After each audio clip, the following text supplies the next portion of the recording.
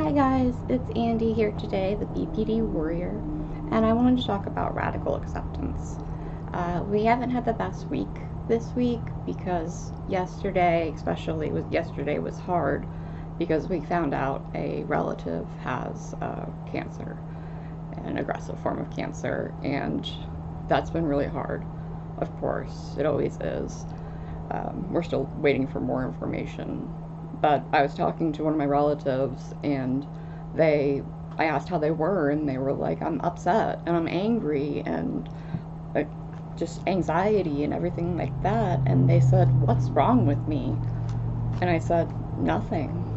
Nothing's wrong with you. You are doing everything right. This is what it's like, and that's okay. So I want to talk about radical acceptance today. Radical acceptance comes from multiple things. One thing that's a great resource for radical acceptance is this book. It's called Radical Acceptance, Embracing Your Life with the Heart of a Buddha by Dr. Tara Brach. It's a really good book that goes into a lot more detail, but it is also in the DBT handbook. And what radical acceptance is accepting the circumstances of what's going on, accepting the past, accepting the present, without judgment, without feelings of, fighting it. Because we can't fight cancer just by being angry that someone was diagnosed with it. And so you have to accept things as they are.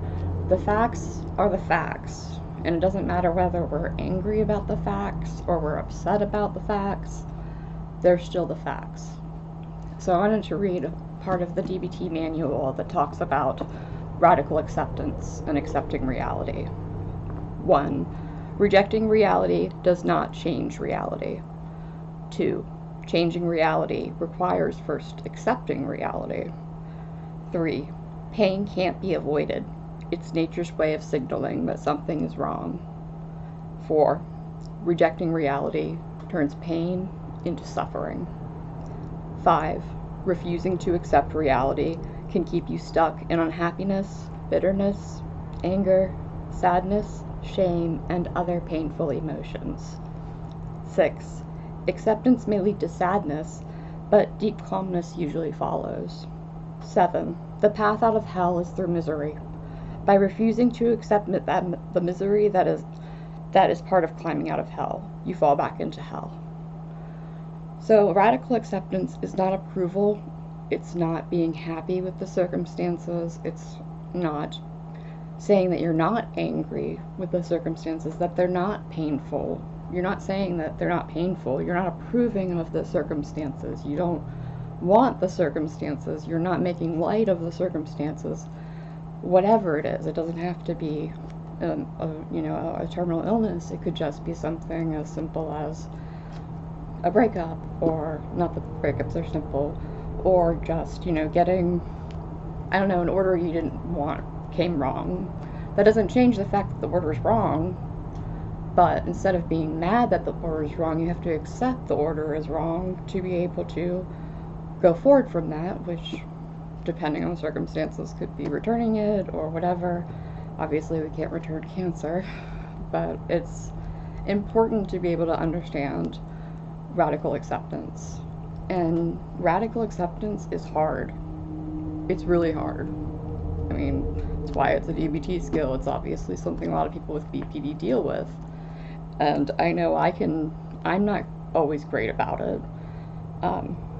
I'm trying to be as strong as I can for all of my family members and everything, and trying to remind them that being angry about the situation is normal and it's okay. It's okay to be upset about this stuff, but the difference between feeling that pain and wallowing in that pain, that turns to suffering, and that doesn't help anything. And we're all trying to be strong for our family member. So radical acceptance is a very important skill in these times.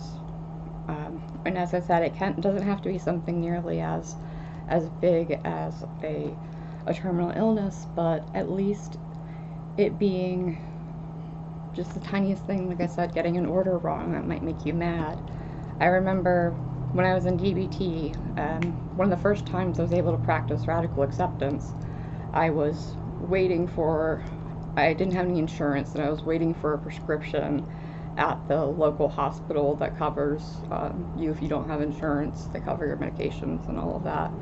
And it was like an hour wait, and I was frustrated. I already been to the hospital for like 2 hours already, and I was mad, but I was able to be like, okay, well, this is okay. This is the acceptance. This is what's happening right now. I need to just be like, I'm not making my prescription come out any faster by being pissed that it's not coming out faster. And I remember that day I decided to walk over to McDonald's because I was starving because I'd been in the hospital for hours. And while I was walking, I just tried to be like accepting everything like as it was, and it was a winter day, and it was really windy, and it was cold, and I just tried to be like, okay, this is what it is. This is what I have to do. And that helped me not spend that whole walk to McDonald's, grab food, and get back in time to get my prescription. It made it, at least so I wasn't miserable and wallowing and suffering. I was still annoyed, and I was still hungry, which, again, a halt skill could be affecting my mood. But being able to just be like, okay, this is what it is. I don't like it. I don't approve of it. I'm not happy about it. But it is what it is. So that's a little bit about radical acceptance and what I read from the DBT manual. In the most recent one, it's in distress tolerance, worksheets 8 to 9. Or from DBT, it's in distress tolerance, worksheets 8 and 9. So that's radical acceptance, and I do recommend this book. It is a really good book. I know it says about a Buddha, but it's more of a philosophical Buddha, not a religious thing at all. I'm not religious, but I appreciate a lot of Buddhism. So Radical Acceptance by Tara Brach. Alright, so that's it for today, guys. Thank you. I hope you're all staying safe, and I will see you again soon. BPD Warrior, out.